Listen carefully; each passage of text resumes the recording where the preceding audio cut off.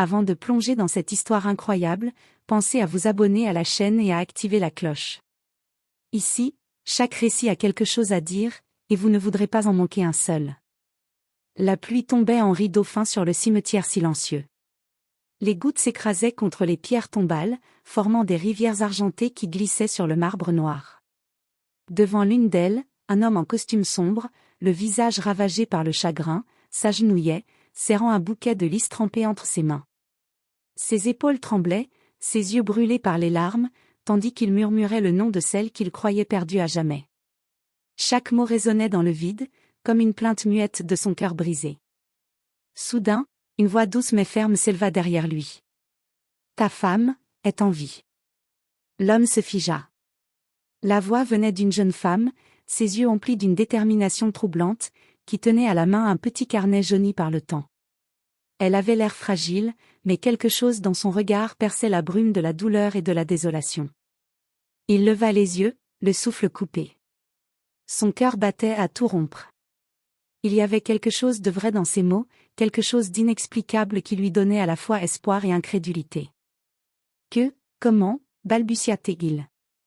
La jeune femme fit un pas en avant, posant délicatement une main sur son épaule. Je sais que tu crois que tout est perdu, mais ce n'est pas le cas. Ta femme, elle t'attend encore, quelque part. Le vent semblait s'arrêter un instant, comme suspendu entre le chagrin et l'espoir. L'homme, figé devant la tombe, sentit une étincelle de vie renaître dans sa poitrine. Son monde venait de basculer. La douleur et la tristesse restaient, mais une lueur nouvelle, fragile et incertaine, venait de percer l'obscurité, la possibilité d'un miracle. Le millionnaire, Edward Hawthorne, resta figé plusieurs minutes devant la jeune femme, incapable de croire à ce qu'il venait d'entendre. Sa main tremblait encore, serrant les lys détrempés, tandis que son regard cherchait une explication dans les yeux calmes de la jeune fille. « Qui es-tu » demanda-t-il enfin, sa voix brisée par l'émotion. « Je m'appelle Claire » répondit-elle doucement, « et je sais où elle est. » Edward sentit son cœur s'emballer. Chaque fibre de son corps criait que c'était impossible. Sa femme, en vie? Après toutes ces années, après tout ce qu'il avait cru, tout cela semblait irréel. « Comment peux-tu savoir ça » murmura-t-il, les larmes lui brouillant la vue. Claire s'approcha, tirant de son sac un petit journal jauni. « Ce journal » dit-elle en le lui tendant. « Il t'appartient. Ta femme m'a demandé de te le remettre si jamais quelque chose t'arrivait. » Edward prit le carnet avec des mains tremblantes. Le cuir était usé, mais chaque page semblait respirer la vie. Il reconnut immédiatement l'écriture délicate de sa femme, Eleanor. Ses yeux se remplirent de larmes de soulagement et de confusion. « Tu dois me croire » reprit Claire. « Elle n'est pas morte. Elle a été forcée de disparaître. Mais maintenant, elle est quelque part en sécurité. Et, elle veut te revoir. » Le choc et l'espoir se mêlaient dans l'esprit d'Edward.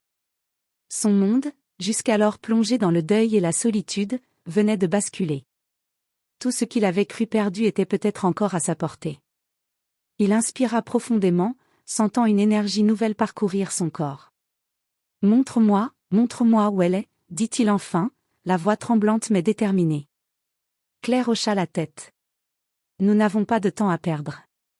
Mais sache que ce que tu vas découvrir, ce ne sera pas facile. » Edward sentit un frisson parcourir son échine. Tout ce qu'il avait connu, toute sa vie, venait de changer en un instant. Le deuil laissait place à une quête. Une quête pour retrouver celle qu'il croyait avoir perdue à jamais. Et tandis que la pluie cessait de tomber, laissant place à un ciel d'un gris léger, Edward sut qu'il allait tout risquer pour ramener Eleanor à lui. Mais il ignorait encore les épreuves, les secrets, et les trahisons qui se dressaient sur son chemin. Le lendemain matin, Edward et Claire quittèrent le cimetière sous un ciel encore humide de la pluie de la veille. L'air était frais, chargé de cette odeur de terre mouillée et de promesses incertaines. Chaque pas qu'Edward faisait semblait le rapprocher d'un passé qu'il croyait perdu à jamais, mais chaque battement de son cœur lui rappelait aussi le danger qui pouvait les attendre. Claire marchait devant lui, tenant fermement le journal d'Eleanor. Elle a laissé des indices ici et là, expliqua-t-elle. Des endroits sûrs, des contacts, tout pour que tu puisses la retrouver. Mais tu dois rester discret. Ceux qui l'ont fait disparaître la cherchent encore. Édouard sentit un frisson glacé parcourir son échine. La vérité qu'il avait cru connaître s'effritait, Éléanore n'était pas partie de son plein gré. Quelqu'un avait pris des mesures pour la protéger, ou pour la retenir. Le premier indice les mena à un petit appartement en ville, situé dans un quartier presque oublié, aux ruelles étroites et aux bâtiments décrépits. Claire frappa à la porte, et un vieil homme leur ouvrit, surpris. « Vous êtes » demanda-t-il, méfiant. « Je m'appelle Édouard Hawthorne, » dit Édouard avec hésitation, « et j'ai besoin de retrouver ma femme. » Le vieil homme les fixa un instant, puis soupira. « Je m'attendais à ce jour. » Entrez. À l'intérieur, l'appartement était simple, mais chaque objet semblait chargé d'histoire, des photos jaunies, des lettres soigneusement rangées, des souvenirs d'une vie interrompue. « Elle est ici, mais elle ne peut pas revenir avant que certaines choses soient réglées, » murmura le vieil homme. « Des gens, puissants, veulent qu'elle reste éloignée. » Édouard sentit la colère et la peur se mêler dans son esprit. Chaque seconde passée sans Éléanore le consumait davantage. « Quoi ? Qui ? Pourquoi ? demanda-t-il, la voix presque étranglée. Claire posa une main sur son bras. « Nous découvrirons tout, mais pas ici. Nous devons suivre les indices. Le premier nous mène à un endroit qu'elle aimait. » Édouard hocha la tête. Son cœur battait à tout rompre, entre l'espoir et l'inquiétude. Il savait que ce voyage ne serait pas seulement une quête pour retrouver Éléanore, mais aussi pour affronter des vérités qu'il n'était pas sûr de pouvoir supporter. Alors qu'il quittait l'appartement, Édouard regarda une dernière fois le petit carnet d'Éléanore, dont les pages semblaient murmurer son nom. Chaque mot était un guide, chaque phrase un écho de la vie qu'il devait reconquérir. Le chemin vers Éléanore venait de commencer. Et Édouard comprit que, pour la retrouver, il devrait défier non seulement ceux qui l'avaient fait disparaître, mais aussi ses propres limites et peurs. Édouard et Claire quittèrent l'appartement avec une sensation de tension palpable. Chaque coin de rue semblait murmurer des secrets, chaque regard croisé portait la menace d'un danger invisible. Le journal d'Éléanore, désormais soigneusement rangé dans le sac de Claire, devenait leur guide précieux, mais fragile. Le premier indice les conduisit à un parc abandonné en périphérie de la ville, là où Éléanore avait passé de longues heures à réfléchir et à écrire dans son journal. Les arbres étaient nus, la brume matinale enveloppait les allées d'une atmosphère irréelle. Édouard sentait que chaque pas le rapprochait de sa femme, mais aussi de ce que quelqu'un avait tenté de lui cacher pendant toutes ces années. Soudain, un bruit métallique retentit derrière eux. Édouard se retourna brusquement pour découvrir deux hommes en manteau sombre qui les observaient depuis l'ombre des arbres. Leur visage était masqué par la capuche, mais leur posture était claire, ils n'étaient pas là pour parler. « Nous devons courir » cria Claire, saisissant la main d'Édouard. Ils s'élancèrent à travers le parc, leurs pieds s'enfonçant dans la boue humide. Édouard sentait son cœur battre à tout rompre, mêlant panique et détermination. Chaque seconde comptait, et chaque détour pouvait décider de leur sort. Après une course effrénée, ils trouvèrent refuge dans un petit abri abandonné, caché derrière un vieux kiosque rouillé. Essoufflés, ils se regardèrent en silence, le souffle coupé par l'effort. « Qui sont-ils » demanda Édouard, le regard sombre et déterminé. « Ceux qui ont fait disparaître Éléanore » répondit Claire, la voix tremblante. « Ils veulent nous empêcher de la retrouver. » Édouard sentit une colère froide l'envahir. Pendant des années, il avait cru sa femme perdue à jamais. Maintenant, il comprenait que sa disparition n'était pas un accident, mais le fruit d'une conspiration silencieuse et calculée. Le journal d'Éléanore trembla dans la main de Claire alors qu'elle le feuilletait rapidement. « Il y a un deuxième indice » murmura-t-elle. « Un lieu où elle se sent en sécurité, et où nous pourrions avoir des réponses. » Édouard hocha la tête. La peur était toujours là, mais elle était désormais mêlée à une résolution inébranlable. Il devait retrouver Éléanore, coûte que coûte. Et il savait que chaque pas les rapprochait d'elle, mais aussi des vérités dangereuses qu'ils étaient encore loin d'imaginer.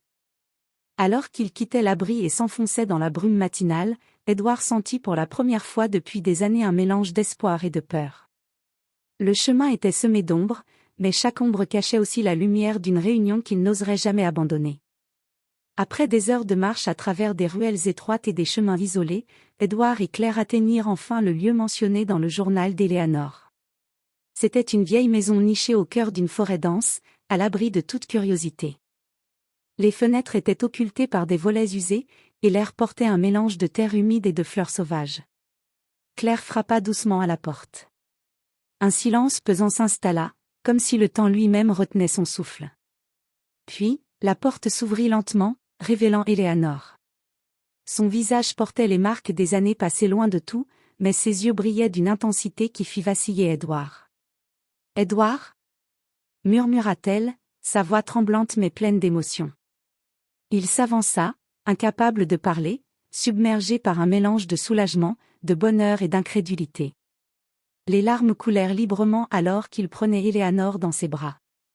Tout le reste, la peur, les secrets, la douleur semblaient s'effacer, remplacés par cette chaleur qu'il avait cru perdue pour toujours. Mais le bonheur fut de courte durée. Dans l'ombre de la maison, une silhouette apparut. L'homme masqué qu'ils avaient échappé dans le parc. Il leva la main, tenant un téléphone. « Vous pensiez vraiment que ce serait aussi simple ?» dit-il d'une voix glaciale. Édouard recula légèrement, Éléanore collée à lui. « Qui êtes-vous ? Que voulez-vous ? » « Je suis celui qui veille à ce qu'elle reste là où elle doit être, » répondit l'homme. « Et maintenant que vous êtes ici, vous allez comprendre les conséquences de vouloir la retrouver. » Le cœur d'Édouard se serra. Il comprit que le danger n'était pas seulement autour d'eux, mais directement lié à Éléanore et à son passé mystérieux. Tout ce qu'il croyait savoir sur sa femme et sur ceux qui l'avaient fait disparaître allait être mis à l'épreuve. Claire, toujours près de lui, murmura « Nous devons être prudents. » Ce n'est que le début. Édouard hocha la tête, serrant la main d'Éléanore. Peu importe ce qui arrive, je ne la laisserai jamais partir à nouveau. L'homme masqué recula dans l'ombre et disparut aussi vite qu'il était apparu. Mais son avertissement résonnait dans la forêt silencieuse. Le bonheur retrouvé d'Édouard et Éléanore était réel, mais fragile. Chaque secret révélé, chaque pas vers la vérité, risquait de tout détruire. Alors que le soleil commençait à percer à travers les nuages, illuminant la forêt d'une lumière douce, Édouard comprit que la vraie bataille ne faisait que commencer. Pour protéger Éléanore et comprendre la vérité sur son absence, il devrait affronter non seulement les ennemis extérieurs, mais aussi les blessures du passé et les trahisons longtemps enfouies. Leur réunion était douce et poignante, mais la route qui les attendait serait semée de dangers, de révélations et de choix impossibles. Le jeu venait de commencer, et cette fois, chaque décision pourrait changer le cours de leur vie à jamais. Les jours suivants furent un mélange de joie fragile et de tension constante.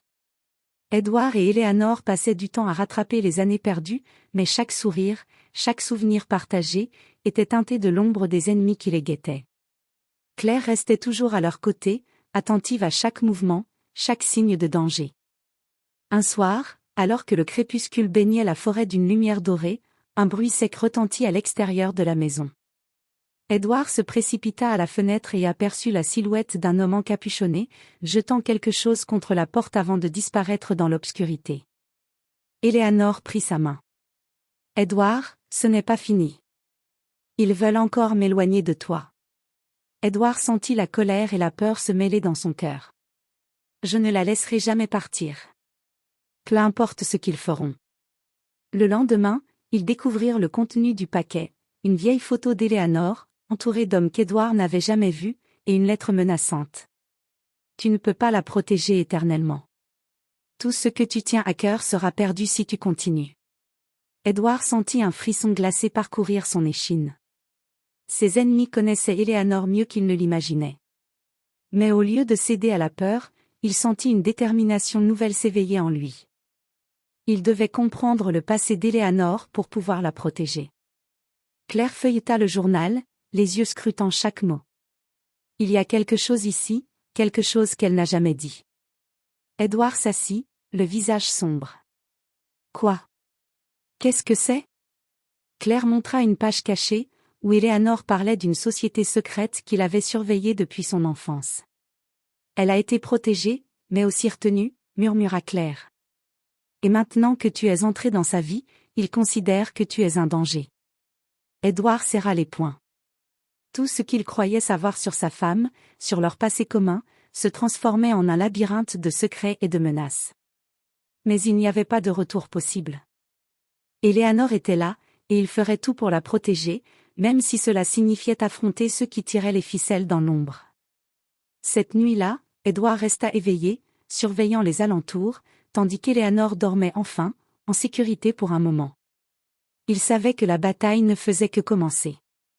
Chaque allié pouvait devenir ennemi, chaque sourire pouvait cacher un piège. Mais une chose était certaine, il ne laisserait jamais la perdre à nouveau.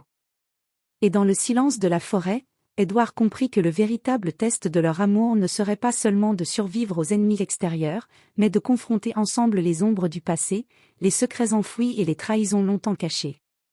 Les jours suivants, Édouard, Éléanore et Claire mirent au point un plan pour comprendre qui avait orchestré la disparition d'Éléanore et pourquoi. Chaque indice qu'ils suivaient révélait une couche supplémentaire du mystère, et bientôt, Édouard sentit qu'ils approchaient de la vérité. Une nuit, ils reçurent un appel anonyme. Une voix grave et glaciale leur donna rendez-vous dans un entrepôt abandonné à la périphérie de la ville. « Venez seul, dit la voix. Vous saurez tout sur ce qui est arrivé à Éléanore. » Édouard échangea un regard avec Éléanore. La peur était présente, mais elle fut vite remplacée par la détermination. « Nous devons savoir, murmura-t-il. » À l'entrepôt, l'atmosphère était lourde et menaçante. Des ombres se glissaient dans les recoins sombres, et un silence inquiétant pesait sur l'endroit. Soudain, un homme apparut au centre de la pièce, vêtu d'un costume sombre et portant un sourire glacé. « Édouard Hawthorne ?» dit-il avec un ton presque moqueur. « Vous êtes enfin arrivé. » Éléanore recula légèrement, mais Édouard se plaça devant elle. « Qui êtes-vous? Pourquoi avez-vous pris ma femme ?» L'homme sourit, dévoilant un secret terrible. « Vous pensez tout savoir sur votre femme, sur sa vie, mais vous ignorez tout. Elle est issue d'une lignée que nous protégeons depuis des générations.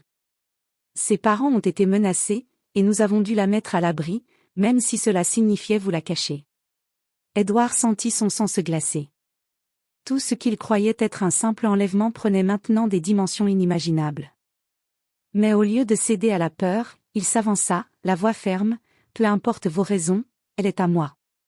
Vous ne pouvez pas me la prendre à nouveau. » L'homme haussa les épaules. « Nous ne la prendrons pas, mais vous devez comprendre. Si vous voulez qu'elle reste en vie, vous devez suivre nos règles. Sinon... » Avant qu'il ne puisse finir sa phrase, Claire sortit de l'ombre un petit dispositif qu'elle avait préparé. Un enregistrement vidéo commença à projeter des images compromettantes de plusieurs membres influents de la société secrète, révélant leurs véritables intentions, contrôle, manipulation et menaces sur ceux qui osaient s'opposer à eux. Édouard comprit immédiatement. La puissance de ses ennemis était immense, mais exposer leurs secrets pourrait leur offrir une chance de libération complète. Il se tourna vers Éléanore. « Ensemble, nous pouvons mettre fin à tout ça. Nous devons le faire. » Éléanore hocha la tête. Son regard était déterminé, mais aussi rempli d'émotion. « Je te fais confiance, Édouard. » Comme toujours. Dans cette confrontation inattendue, Édouard réalisa que leur amour n'était plus seulement une quête pour retrouver le temps perdu. C'était maintenant une bataille pour la vérité, pour la justice, et pour protéger ceux qu'ils aimaient. Alors que l'entrepôt s'emplissait de tensions et de secrets révélés, Édouard sut qu'il ne pouvait plus reculer. Le prochain mouvement déciderait de leur destin, et chaque décision serait irréversible. Leur combat venait de prendre une dimension que ni lui ni Éléanore n'avaient imaginée. L'entrepôt était plongé dans l'obscurité, seules les lumières vacillantes des projecteurs révélaient les visages tendus des conspirateurs. Édouard, Éléanore et Claire se tenaient ensemble, prêts à affronter la société secrète qui avait marqué leur vie de peur et de secret. L'homme en costume sombre s'avança. « Vous pensez pouvoir changer les choses, » ricana-t-il. « Vous n'êtes qu'un homme face à des siècles de pouvoir. » Édouard inspira profondément. Chaque mot prononcé par l'ennemi renforçait sa détermination. « Ce n'est pas une question de pouvoir, » répondit-il, la voix tremblante mais ferme. « C'est une question de justice. Vous avez pris trop de vie, trop de bonheur. Aujourd'hui, tout s'arrête. » Éléanore, À ses côtés, sortit le journal et les preuves accumulées, photos, lettres, enregistrements. Elle les brandit comme un symbole de vérité. Vos mensonges ne protègent plus personne. Vous avez peur de la lumière, et elle vous illuminera. Les membres de la société secrète échangèrent des regards inquiets. Leur autorité, soigneusement construite pendant des décennies, commençait à s'effriter sous le poids de la vérité. Edward fit un pas en avant. Nous allons exposer tout ce que vous avez fait. Et personne ne pourra vous arrêter. Un silence pesant s'installa, interrompu seulement par le bruit des sirènes au loin. Claire avait réussi à alerter les autorités en secret. Les visages arrogants des conspirateurs se figèrent, leur impunité touchait à sa fin. Dans un dernier geste de défi, l'homme masqué tenta de s'enfuir, mais Edward le rattrapa. Un bref combat s'ensuivit, où Edward, guidé par l'amour et la rage, parvint à neutraliser l'homme. La tension se relâcha alors que les sirènes approchaient, signalant que justice allait enfin être rendue. Edward se tourna vers Eleanor. « Nous sommes libres. » Elle sourit, les larmes aux yeux, et le serra dans ses bras. « Et je suis avec toi, toujours. » Pour la première fois depuis des années, Edward sentit que le monde reprenait un sens.